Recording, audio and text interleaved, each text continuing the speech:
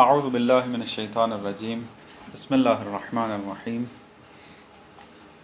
الحمد للہ رب العالمین اما بیان الامر الثانی وهو بیان بطلانہما فنقول اما الدور فهو عبارة عن توقف الشیء على ما يتوقف علیہ كما يتوقف الف على با وبا على الف وهو باطل بالضرورہ۔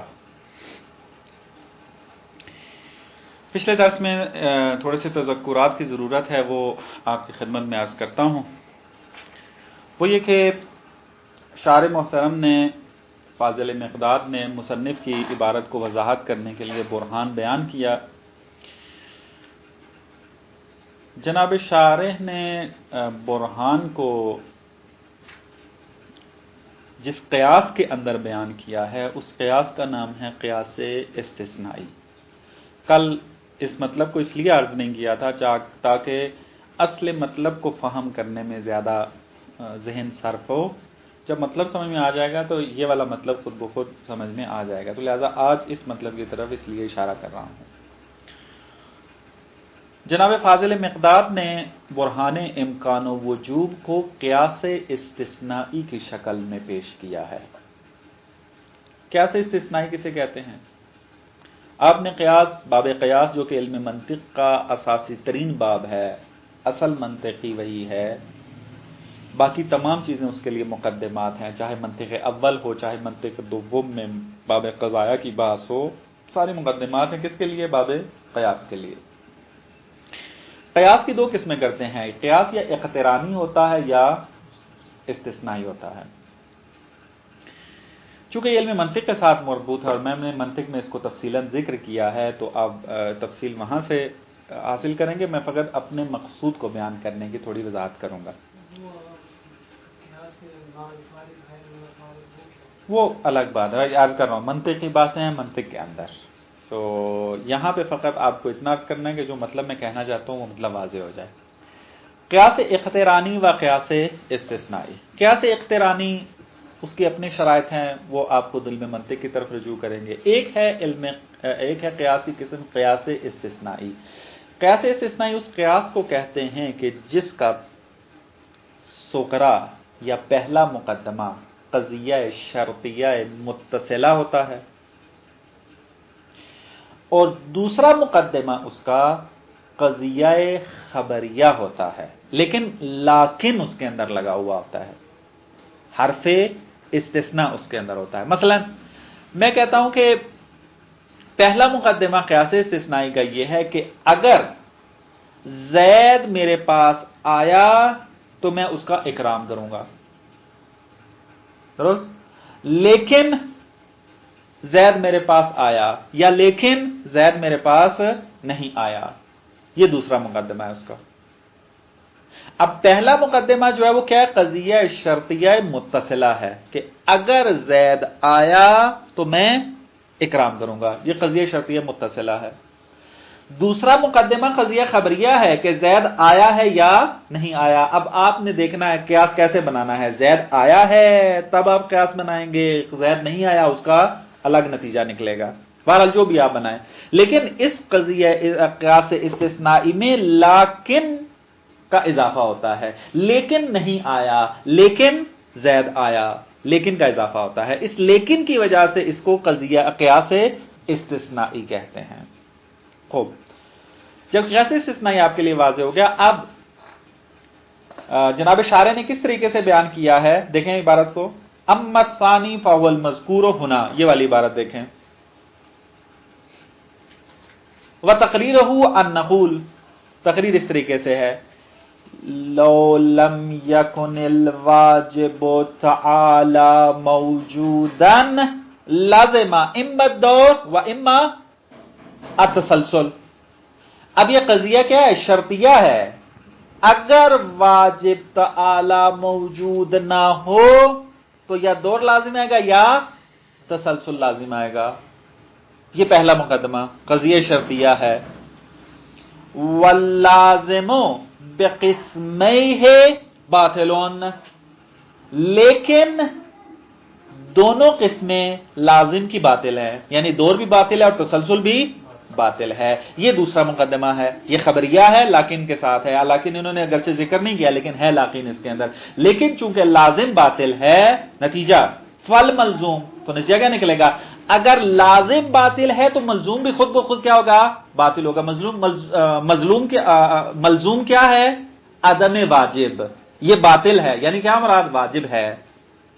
बात वाज़ेह है? बस इस तरीके से नतीजा लेते हैं। फल मलजूमो, मलजूम क्या है?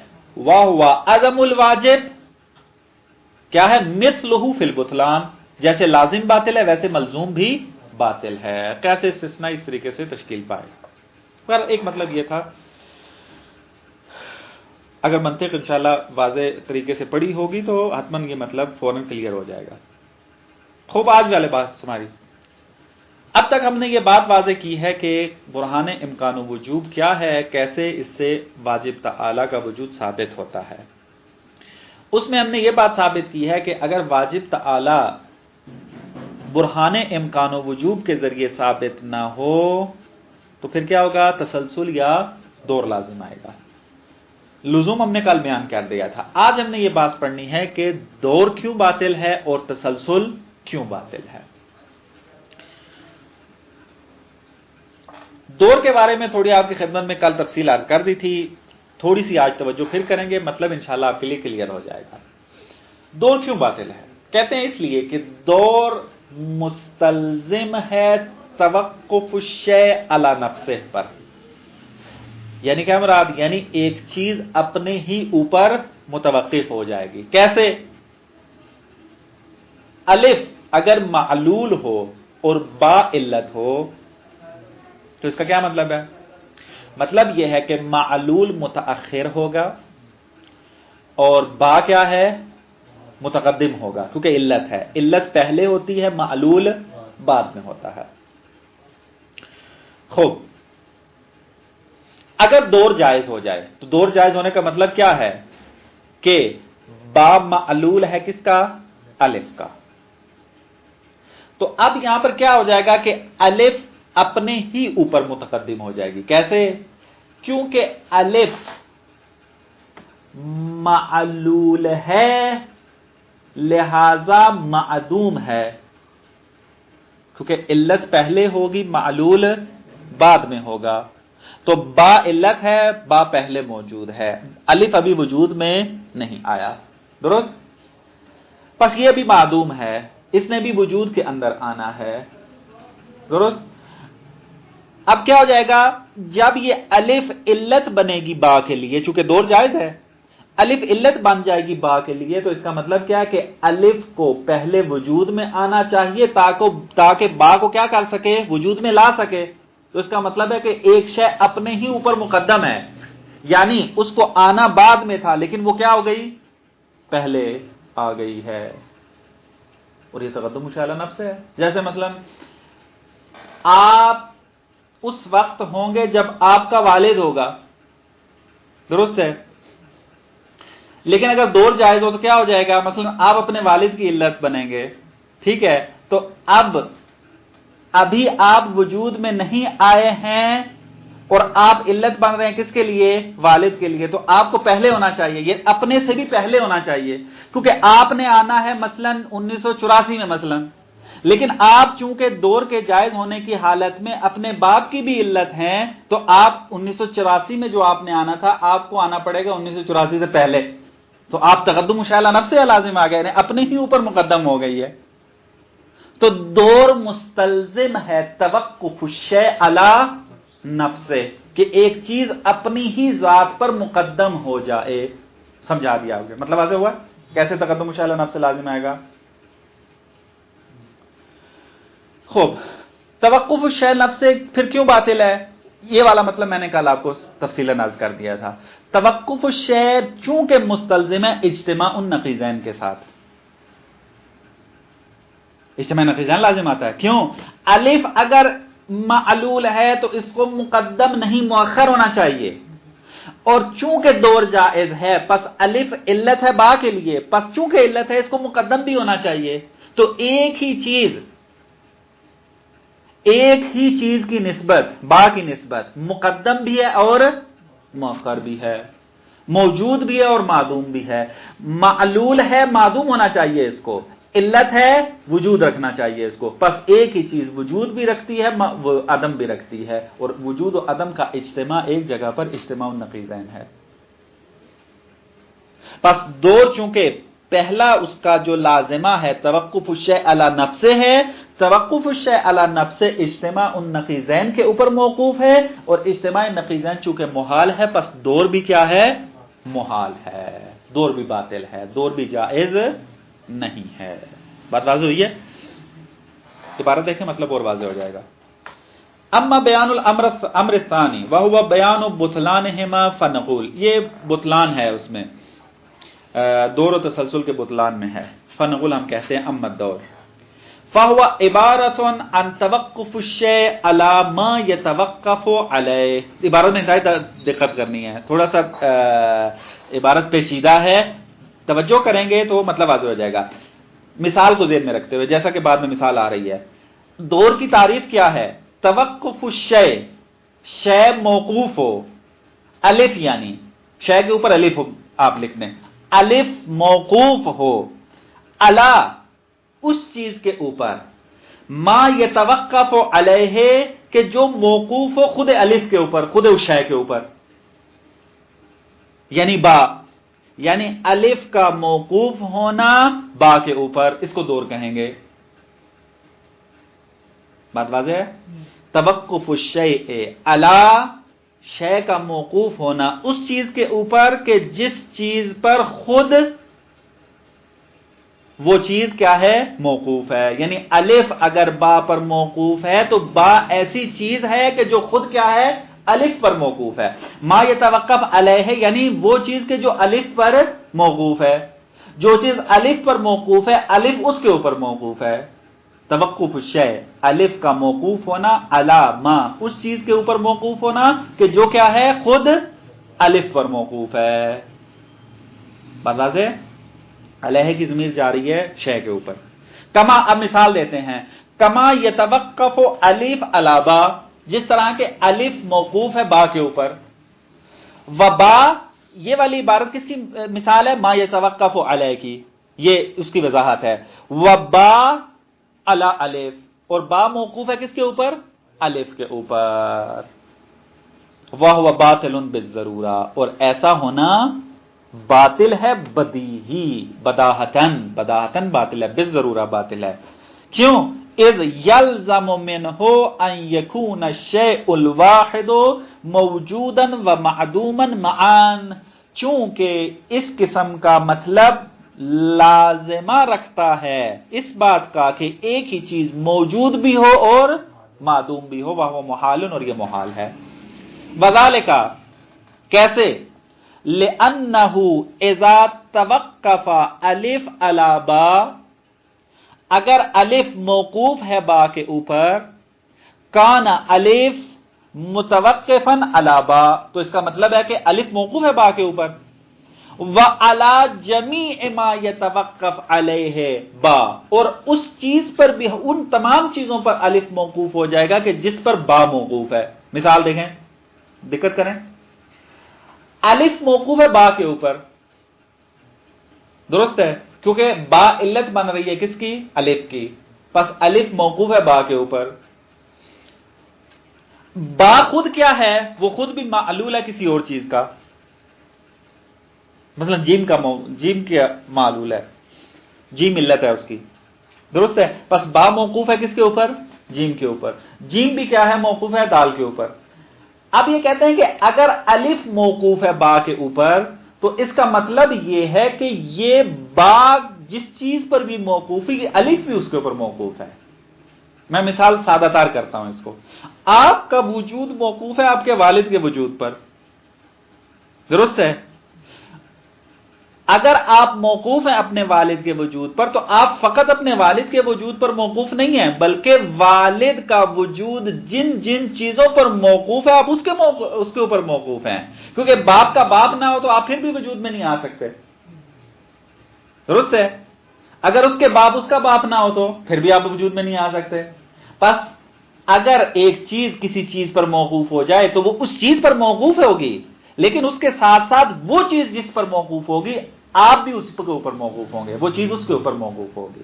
بات واضح ہوئی ہے؟ یہاں بھی یہی کہنا چاہتے ہیں، کہتے ہیں کان الالف متوقفا علی با، الف موقوف ہے با کے اوپر، لیکن ساتھ ساتھ وعلی جمیع ما یتوقف علیہ با، با جس کے اوپر موقوف ہے اس کے اوپر بھی الف موقوف ہے۔ ومن جملۃ ما یتوقف علیہ با ہوا الف نفسو، وہ چیز کے جس کے اوپر با موقوف ہے ان میں سے ایک چیز یہ ہے کہ با الف پر موقوف ہے، چونکہ دور جائز ہے۔ آپ نے کیا کہا تھا؟ دور یوں بنے گا، الف موقوف ہے با پر، با موقوف ہے الف پر۔ اب الف اگر موقوف ہے با کے اوپر تو با پر موقوف ہے، اور اس چیز پر بھی موقوف ہے کہ با جس پر موقوف ہے، تو با کس پر موقوف ہے؟ دور کی حالت میں با کس پر موقوف ہے؟ الف پر، تو الف پر مقدم ہو جائے گی۔ دقت کریں، میں تھوڑا اس کو قیاس بناتا ہوں۔ الف موقوف ہے با پر، با موقوف ہے کس کے اوپر؟ الف پر، نتیجہ کیا نکلے گا؟ الف پر موقوف ہے۔ بات واضح ہے؟ یہ بیان کرنا چاہتے ہیں۔ وَمِن جُمْلَةِ مَا يَتَوَقَّفُ عَلَيْهِ بَا هُوَ الف نفسو، با جس چیز پر موقوف ہے ان میں سے ایک چیز جو ہے وہ الف پر موقوف ہونا ہے اس کا، فَيَلْزَمْ تَوَقُّفُهُ عَلَى نَفْسِهِ، اس کا مطلب ہے کہ الف پر موقوف ہے، یعنی اپنی ہی ذات پر کیا ہے؟ موقوف ہے۔ وَالْمَوْقُوفُ عَلَيْهِ مُتَقَدِّمٌ عَلَى الْمَوْقُوفِ، جو موقوف علیہ ہوتا ہے، جو علت ہوتی ہے وہ مقدم ہوتی ہے کس کے اوپر؟ موقوف پر، یعنی معلول کے اوپر۔ فَيَلْزَمْ تَقَدُّمُهُ عَلَى نَفْسِهِ، کیونکہ الف کی علت بن رہی ہے، پس لازمہ یہ آئے گا کہ الف مقدم ہے خود الف کے اوپر، تقدم شیء علی نفس لازم آئے گا۔ خوب، وَالْمُتَقَدِّمْ مِنْ حَيْثُ إِنَّهُ مُتَقَدِّمٌ، متقدم اس اعتبار سے کہ متقدم ہے، کیونکہ علت ہے، علت ہونے کے اعتبار سے با کیا ہے؟ مقدم ہے۔ یکون موجودا قبل المتاخر، اس کو موجود متقدم اس اعتبار سے کہ متقدم ہے، یہ موجود ہوتا ہے متاخر سے پہلے، یعنی معلول سے پہلے موجود ہوتا ہے، یہ متاخر یعنی معلول۔ فیکون، پس نتیجہ یہ نکلے گا کہ الف حینئذ موجودن قبل نفس، اگر الف پر موقوف ہو جائے تو اس کا مطلب کیا ہے کہ الف کے وجود میں آنے سے پہلے موجود ہے۔ فیکون الف حینئذ، کب؟ کہ جب الف پر موقوف ہو جائے تو کیا صورتحال نکلے گی؟ الف موجودن قبل نفس، الف اپنے ذات پر پہلے موجود ہے۔ فیکون موجودن و معدوما معا، تو الف موجود بھی ہے اور معدوم بھی ہے، وہ محال، اور یہ محال ہے، یہ ہو نہیں سکتا۔ اور یہ اجتماع نقیضین ہے، یعنی انہوں نے نام نہیں لیا، بات یہ کہ اجتماع نقیضین لازم آ رہا ہے اس کا۔ بس خلاصہ، اگر آپ سے سوال کر لیا جائے دور کیوں باطل ہے، دو جملے، دور مستلزم ہے توقف الشیء علی نفسہ پر، اور توقف الشیء علی نفسہ لازم ہے کس کے اوپر؟ اجتماع نقیضین کے اوپر۔ چونکہ اجتماع نقیضین محال ہے، پس دور بھی محال ہے۔ یہ جملہ چند، آپ میں سے کوئی امتحان بھی لے لے، کوئی سوال بھی کر لے، مصاحبہ کرتا ہے آپ کے ساتھ، تو آپ اس طریقے سے اس کو آسانی سے جواب دے سکتے ہیں۔ کیا نہیں ہو رہی؟ انتہائی آسان ہے، تھوڑی توجہ کی ضرورت ہے۔ وجود باری تعالیٰ کی دلیل میں استعمال ہونے والے مقدمے کی وضاحت ہے۔ ہم نے کیا کہا تھا؟ آپ چونکہ پچھلے 2 درسوں میں نہیں تھے تو آپ نے میرے خیال میں وہ سنے بھی نہیں ہیں، تو وہ سنیں گے تو یہ مطلب واضح ہو جائے گا۔ آپ آئیں ترتیب سے اسی طریقے سے، یہی جتنا میں نے مطلب اس وقت عرض کیا ہے، اگر وہ پچھلے 2 درس آپ سنیں گے تو یہ مطلب انتہائی واضحات میں سے ہے۔ اب چونکہ وہ مطالب آپ کے ذہن کے اندر نہیں ہے، لہذا یہ مشکل لگ رہا ہے۔ میں نے خوب وضاحت کی، کل میں نے دور کے اوپر بہت زیادہ ٹائم لگایا تھا، تو آپ پہلے برہان کو سنیں جو آپ جن درسوں میں آپ نہیں تھے، سننے کے بعد پھر یہ والا درس آپ سنیں گے، بالکل 5 منٹ میں آپ کو یہ مطلب سمجھ میں آ جائے گا۔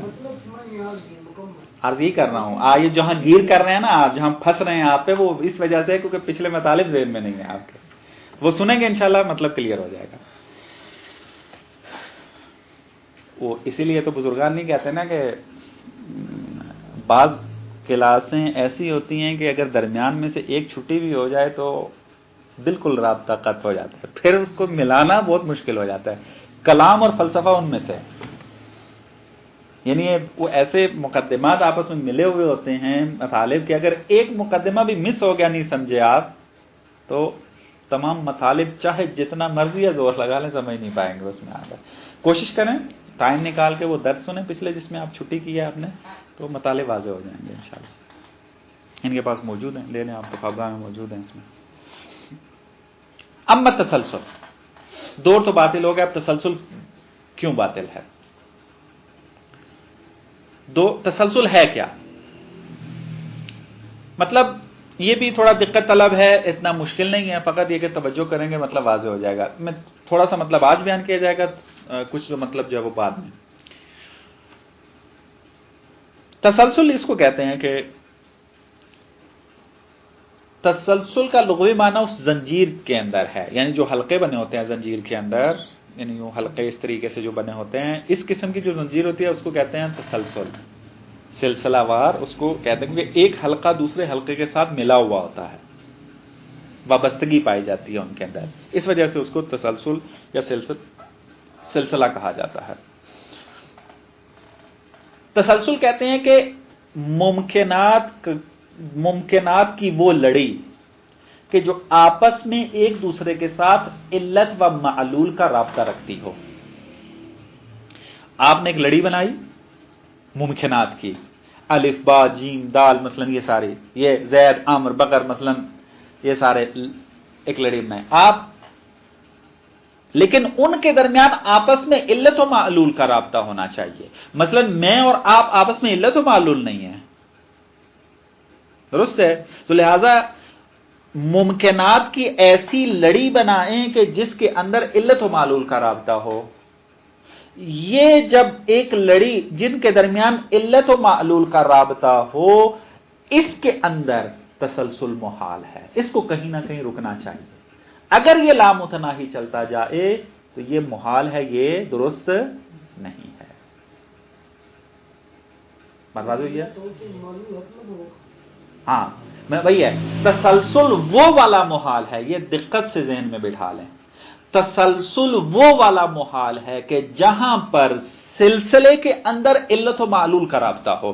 الف علت ہے با کے لیے، با علت ہے جیم کے لیے، جیم علت ہے دال کے لیے، یوں سلسلہ چلے علت و معلول والا، نہ کہ ایسا سلسلہ کوئی بنا دے جس کے اندر اصلا رابطہ علی و معلولی نہ ہو. نہ ایسا تسلسل کبھی محال نہیں ہے، چلتا جائے گا ایسے ہی، کوئی مشکل نہیں ہے اس کے اندر. تسلسل وہ والا محال ہے کہ جس کے سلسلے میں رابطہ علت و معلول کا ہو. پہلا معلول ہو دوسرے کے لیے، دوسرا معلول ہو تیسرے کے لیے، تیسرا معلول ہو چوتھے کے لیے، یہ سلسلہ اس طریقے سے چلتا جائے گا، یہ تسلسل محال ہے. فلسفے میں یہ تسلسل جائز نہیں ہے، اور متعدد براہین اقامہ کیے گئے ہیں اس کے اوپر کہ تسلسل کیوں محال ہے. ہم نے فقط ایک برہان یہاں پر پڑھنا ہے چونکہ پہلی کتاب ہے یہ علم کلام کی، اس اعتبار سے. خوب یہ مطلب آج ہوگا تسلسل کسے کہتے ہیں. عبارت دیکھیں، اما التسلسل فهو ترتب علل و معلولات. تسلسل کسے کہتے ہیں کہ جو کیا ہو، ترتب ہو جس کے اندر علت و معلول والا، بحیث اس طریقے سے ان کے درمیان رابطہ علی و معلولی ہو کہ یکون السابق علتا فی وجود لاحق ہی، کہ سابق علت بن رہا ہو وجود لاحق کے لیے، یعنی پہلے والا علت ہو دوسرے کے لیے. فہو ہاکذا ایضا، تو کہتے ہیں اس قسم کا جو تسلسل ہے وہ بھی کیا ہے، ہاکذا ایضا، ایضا سے مراد جس طریقے سے دور باطل ہے، یہ بھی کیا ہے، باطل ہے. کیوں باطل ہے؟ فرماتے ہیں اس لیے 3 شکیں بنتی ہیں. مثلا مثال نے اپنے ذہن کے اندر ایک تصویر بنائیں کہ ایک سلسلہ ہے، لڑی بنی ہوئی ہے، 1 2 3 4 5 6 7 8 9 10، مثلا یہ آپس میں لڑی بنی ہوئی ہے، اور ایک علت ہے 2 کے لیے، 2 علت ہے 3 کے لیے، 3 علت ہے 4 کے لیے، اس طریقے سے سلسلہ چلا جا رہا ہے. یہ سلسلہ آپ اپنے ذہن کے اندر رکھیں. اب اس سلسلے کے بارے میں یہ بات تو کنفرم ہے کہ یہ جو سلسلہ ہے یہ ممکن الوجود ہے، چونکہ ابھی ہمارا فرض ہے ہم نے واجب کو ثابت کرنا ہے. ابھی ہم اس سے بحث کر رہے ہیں کہ جو واجب کا قائل نہیں ہے، ہم اس کو کہہ رہے ہیں. ہم یہ کہتے ہیں کہ واجب کے تو تم قائل نہیں ہو، تو یہ سلسلہ پورے کا پورا کیا ہے؟ ممکن الوجود ہے. درست ہے؟ اگر یہ پورے کا پورا سلسلہ ممکن الوجود ہے، اور ممکن الوجود کے بارے میں ہم نے کیا کہا ہے کہ یہ کیا ہوتا ہے؟ وجود خود نہیں رکھتا، وجود اس کو کسی نے دینا ہی دینا ہے. درست ہے؟ تو اب ہم اس سے بھی پوچھیں گے کہ یہ جو پورے کا پورا سلسلہ وجود میں آیا ہے، اس کے اس وجود کی علت کیا ہے؟ کون ہے اس کو وجود دینے والا، اس پورے سلسلے کو؟ 3 احتمال ہیں. پہلا احتمال یہ ہے کہ ہر جز دوسرے جز کے لیے علت واقع ہو رہا ہے. ٹھیک ہے؟ مثلا الف اپنے لیے علت ہے، با اپنے لیے علت ہے. دوسرا احتمال یہ ہے کہ پورے کے پورے سلسلہ جو ہے اس کو خود اس نے مثلا ایک جز نے فقط خلق کیا، اس کو پورے کے پورے سلسلے کو ایک جز نے خلق کیا ہے. مثلا اگر ہمارا سلسلہ 1 سے لے کر 1000 سے بھی آگے جا رہا ہے، یعنی لامتناہی ہے، ہم کہتے ہیں جو 1000 نمبر پر عدد ہے نا، درست ہے، اس نے پورے سلسلے کو خلق کیا. اس کا مطلب کیا ہے کہ 1000 نے 1000 سے پہلے والے اعداد کو بھی خلق کیا ہے، اور 1000 سے بعد والے اعداد کو بھی خلق کیا ہے، اور اپنے آپ کو بھی پھر خلق کیا ہے، کیونکہ سلسلے کا حصہ ہے وہ. پس دوسرا احتمال یہ ہے کہ ایک جز نے پورے سلسلے کو خلق کیا ہے. تیسرا احتمال یہ ہے کہ اس پورے سلسلے کو اس سلسلے سے باہر والے نے خلق کیا ہے، اس سلسلے کے اندر خالق نہیں ہے. یہ 3 احتمال ہیں، اور تینوں احتمال باطل ہیں، پس تسلسل محال ہو جائے گا. پہلا احتمال کیا تھا کہ ہر جز جو ہے وہ کیا کر رہا ہے؟ اپنے اندر مؤثر ہے، ہر جز نے اپنے آپ کو خلق کیا ہے. تو کہتے ہیں یہ والا محال تو اصلا بالبداہہ باطل ہے. کیوں؟ اس سے توقف شأن نفس لازم آتا ہے، اور توقف شأن نفس اجتماع نقیضین کو مستلزم ہے، پس محال ہے. پس ہر جز اپنے لیے علت واقع نہیں ہو سکتا. الف عدد یک نے اپنے آپ کو خلق نہیں کیا، کوئی چیز اپنے آپ کو خلق نہیں کر سکتی. اپنے آپ کو اگر خلق کرنا ہے تو پہلے ہونا چاہیے، چونکہ اس نے خلق ہونا ہے پس اس کو پہلے نہیں ہونا چاہیے. پس ایک چیز ہے بھی اور نہیں بھی، اور یہ اجتماع نقیضین محال ہو جائے گا. پس پہلا احتمال باطل. دوسرا احتمال بھی باطل ہے. کون سا دوسرا احتمال؟ کہ ایک جز نے پورے سلسلے کو خلق کیا ہے. مثلا 1000 نمبر عدد نے سب کو خلق کیا ہے. تو اس کا مطلب کیا ہے؟ پہلا مطلب تو اس کا یہ ہے چونکہ 1000 اسی سلسلے کے اندر ہے، پس اس نے اپنے آپ کو بھی خلق کیا ہے. تو یہ اعتراض اس کے اوپر بھی وارد ہوگا تقدم شأن نفس سے، کہ 1000 جو ہے چونکہ مخلوق ہے پس اس کو معدوم ہونا چاہیے، اور چونکہ خالق ہے پس اس کو موجود ہونا چاہیے. پس ایک ہی چیز معدوم بھی اور موجود بھی ہے، یہ توقف شأن نفس سے ہے، پس جائز نہیں ہے. دوسرا اعتراض کیا ہے اس کے اوپر؟ دوسرا اعتراض یہ ہے کہ تقدم میں علل لازم آئے گا. اپنی ہی علتوں کے اوپر کیا ہے؟ مقدم ہو رہا ہے. مثلا آپ کی علت آپ کا باپ ہے، اگر آپ اپنے باپ کی علت بن جائیں تو پھر آپ اپنے باپ پہ مقدم ہو جائیں گے. تقدم بر علل لازم آئے گا، اپنی ہی علت کے اوپر تقدم ہونا لازم آئے گا، اور یہ جائز نہیں ہے اصلا. تو کون ہے؟ مثلا آپ کو وجود میں لانے والے پر اگر آپ مقدم ہو جائیں تو پھر اس کا مطلب یہ ہے کہ جب تک آپ نہیں ہوں گے تو وہ وجود میں نہیں آ سکتا. تو آپ کا وجود موقوف ہے آپ کے باپ کے اوپر، تو نہ باپ آئے گا نہ آپ آئیں گے، کچھ بھی نہیں ہوگا، کیونکہ باپ نے آپ کو وجود میں لانا ہے، اور آپ باپ کی علت ہوں تو اس کا مطلب باپ سے پہلے آپ کو وجود میں آنا چاہیے. تو نہ باپ آئے گا نہ آپ آئیں گے.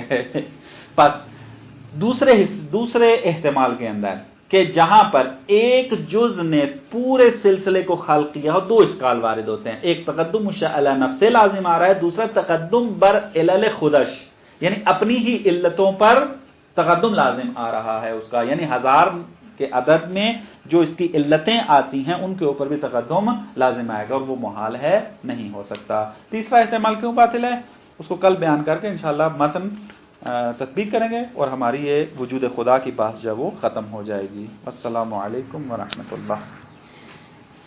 یہ سیو کریں.